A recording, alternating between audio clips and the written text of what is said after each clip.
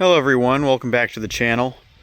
So, you're looking at my 2022 Audi Q4 e-tron, and I didn't really want to make this video, but this video is more or less about how Audi customer service just isn't what it used to be, and this might vary by dealer or location, but you know, this is at least for the dealers in my area. So as you can see, car's pretty clean for the most part, apart from brake dust on that wheel. But that's beside the point. And the observant viewer might note that I have a trim piece missing from my charging port door. Well, that is right over here, and it fell off one day when I was trying to close the door. So you might remember I don't know if I made a video about this, but one day the lock on this door was no longer working and I could freely open and close this even while the car is locked, which you're not supposed to be able to do that. Well, I guess when the repair for that was performed, which was under warranty, they didn't put the trim piece back on correctly because I saw that there was a little bit of a gap over here. And then one day last week, while I was trying to close the door, it just popped off.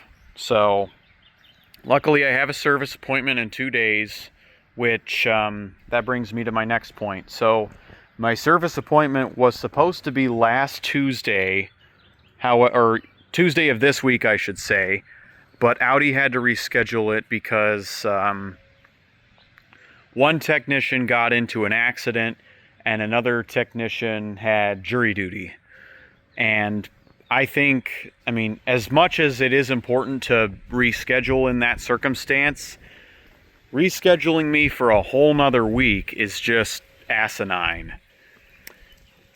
So, obviously, you've seen the trim piece missing from the charging port door. Well, the service call was for an unrelated reason. On Wednesday of last week, so this was 10 days ago, I put my car in reverse because I was backing into a parking spot. And the first thing I notice is that my reverse camera is not working, and instead I have a black screen of death where the reverse camera screen is supposed to be. And then a few seconds later, I get a couple notifications on the dashboard. I have a yellow triangle and a parking sensors inoperative warning light. One warning was for my exit warning being currently unavailable, which is why the yellow triangle was lit. And then the parking sensors, as far as that, there was a malfunction message. So I did what most people nowadays would do naturally, which is turn the ignition off and back on. I did that. The warning lights were still there. The reverse camera still didn't work. So I called for service. And so this is when I was at lunch on that very day. Came back from lunch, turned on the car, everything was fine. And this is after I had already called for service. Mind you, they had to reschedule, but I have a service appointment in 2 days, so I'll update you guys then. But you know, I've had other issues with this car, like the time and date for the infotainment screen, the MMI. Sometimes the clock would get frozen, other times it would display a date in January of 1970, sometimes both. They did show me how to, They did show me how to do a soft reset of the system, which is basically by holding the power button down for 10 to 15 seconds, and then the system would force restart.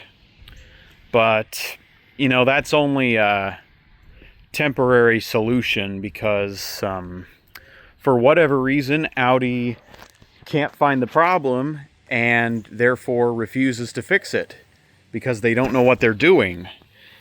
And that is honestly disappointing considering how much these cars cost new. And, to bring it in for a sporadic issue that they can't find and they want to stand behind, we couldn't find the problem, is just beyond frustrating because it makes me wonder, did I get screwed buying this car? And I am pretty sure I already know the answer to that, which is yes. But then again, I bought this used for about 35 grand. I had 34,000 miles on this when I bought it, and now I have just over 57,000 miles. So this is in 1 year and 3 months of ownership. I have absolutely loved the way the car performs. Yes, there are things that could be better, and yes, I do have sporadic issues, but it's not a bad car. I just wish Audi's customer service were better, because sometimes when the car is plugged in, I've walked up to it, grabbed one of the door handles to unlock the car, and then a few seconds later the tailgate would open all by itself, and my key fob was in my pocket. I was not touching this button at all, and so I scheduled service for that reason too last year. But once again, they couldn't find the problem, but the person I talked to said that there were even Q8 e-trons that were doing this too. So I wasn't alone, but where this car parks in the garage, and I'll open up the garage to show you why this is a safety issue. I'm not going to show my code on camera.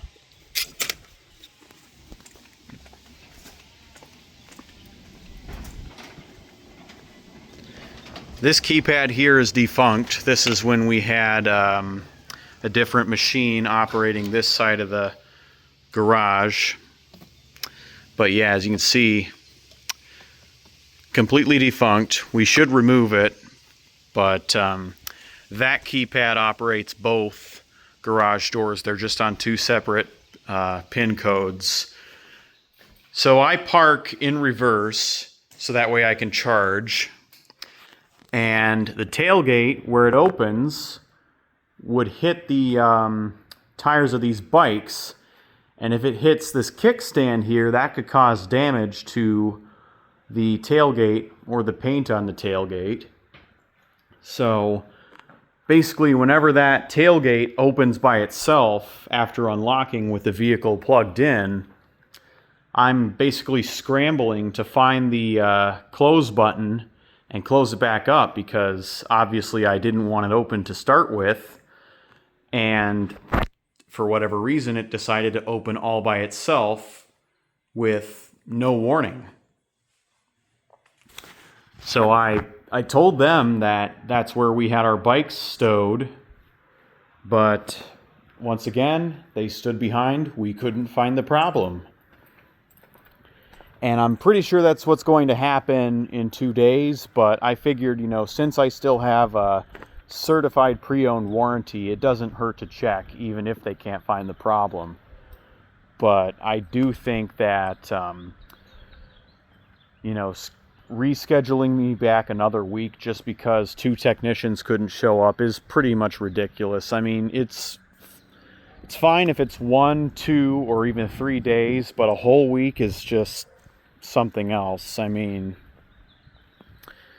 because mind you, when I made the service call on Wednesday of last week, the earliest they could get me in was Tuesday of this week, which didn't happen, as I just described. And that's already 6 days, so we're adding another 6 days, so that's 12 days before they can get me in. And what the technicians do is they scan for codes, which typically when these kinds of warning lights come on your dashboard, you do have codes associated with them. And obviously after a certain amount of time, those codes go away. You know, these are stored codes. If you've ever purchased a code reader and scanned for a check engine light in your gas-powered car, you would know what I'm talking about. But obviously, being an electric car, there is no check engine light. So different types of malfunction lights, but not a standard malfunction indicator light in the shape of an engine that you're used to. But yeah, I'm not really sure what else to say. Oh yeah, I almost forgot. You might remember a video I made earlier this year where in the winter time, my parking brake on the right-hand side of the vehicle was seized on. And that was because moisture had gotten in the brake drums, and when the car put the parking brake on, that was able to freeze solid overnight, for lack of a better term. I'm just looking for the right words to say, so bear with me. And then the next morning, I put my car in drive.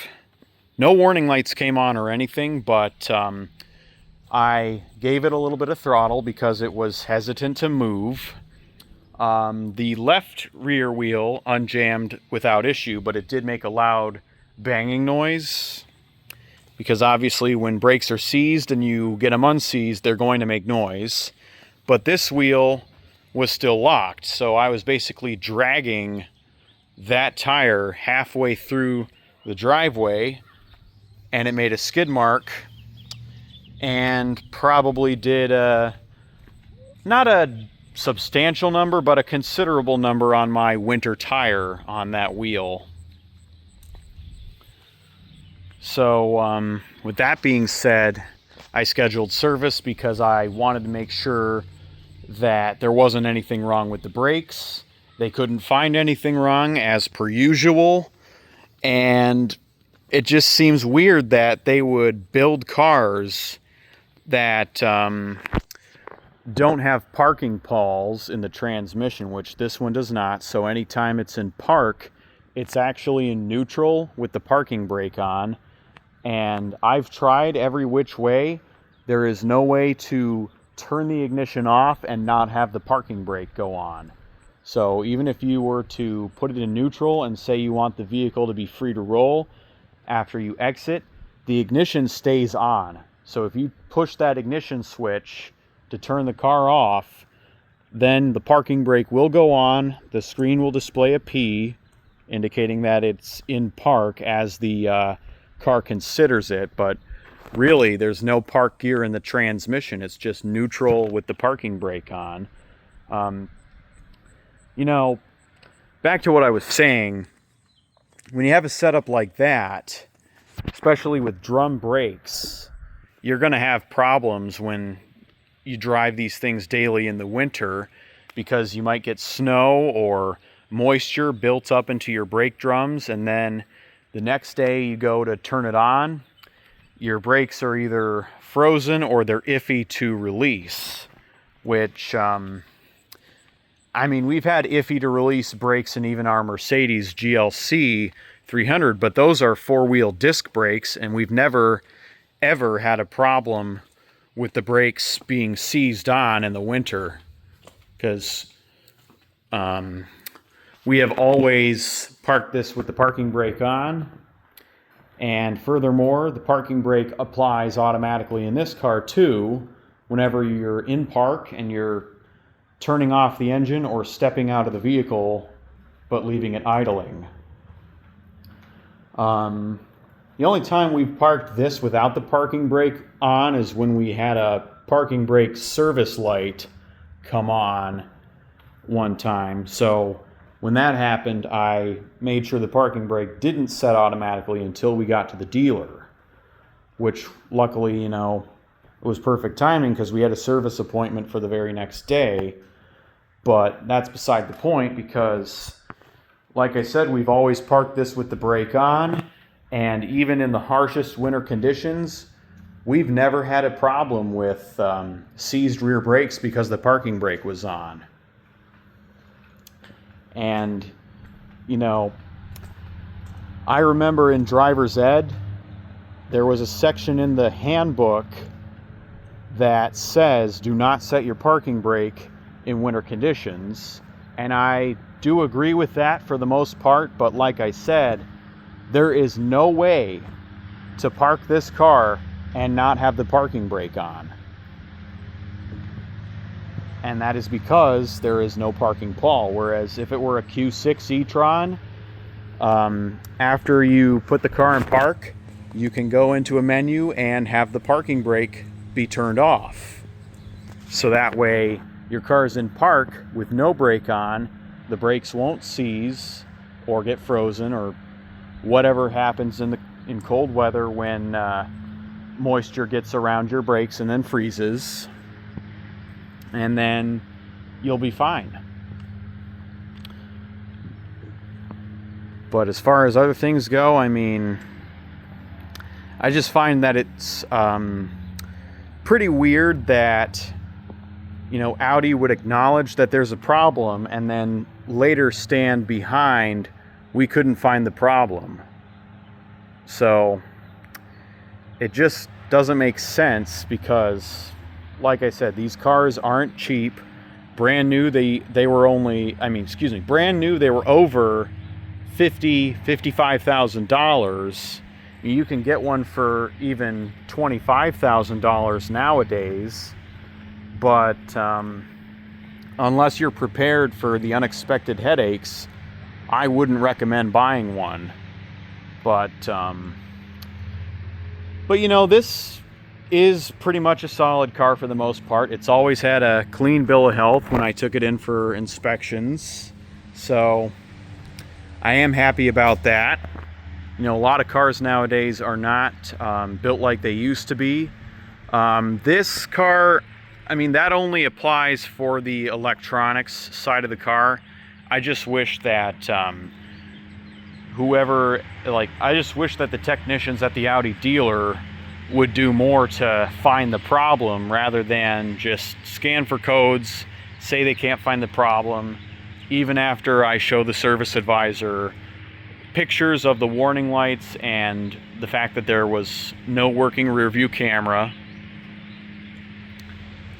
So I just don't really know what to say about this. And you know, those warning lights have not come back since that day, but now I'm just worried that there's going to be no stored codes in the system and they're once again going to stand behind, we couldn't find the problem. Like, what the hell? And another thing I want to touch on just before I end this video is the fact that they might be doing this because they know I'm still under warranty and they want me to come in when I'm no longer under warranty so that they can make money. Well, I mean, I'm not sure if that's entirely true, but that is just speculation because I know some dealers will do that because they're money hungry. I mean, I know we all have to make money, but you know, these cars are not cheap to fix when something goes wrong, especially the e-trons. But you know, I'm just gonna say that I really wish Audi customer service would improve, and if anyone at Audi is watching this, I hope you have learned something from customer experience.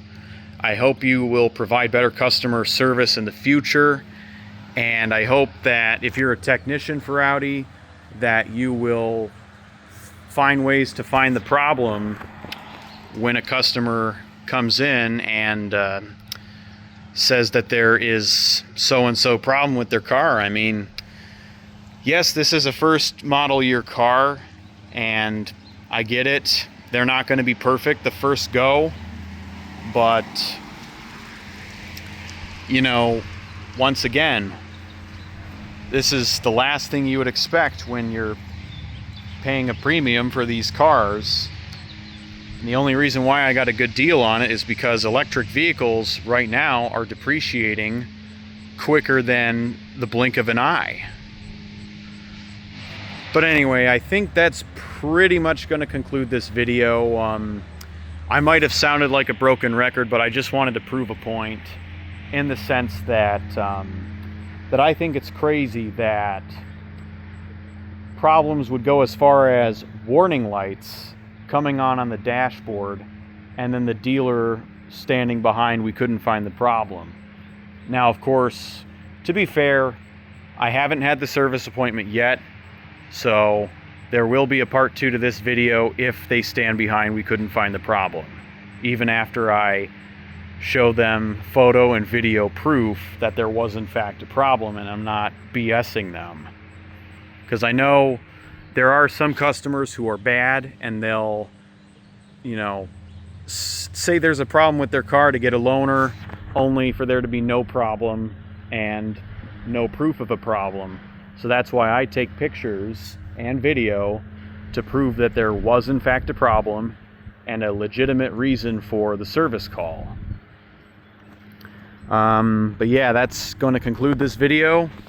So if you enjoyed, smash the thumbs up button. Stay tuned for more. Peace out.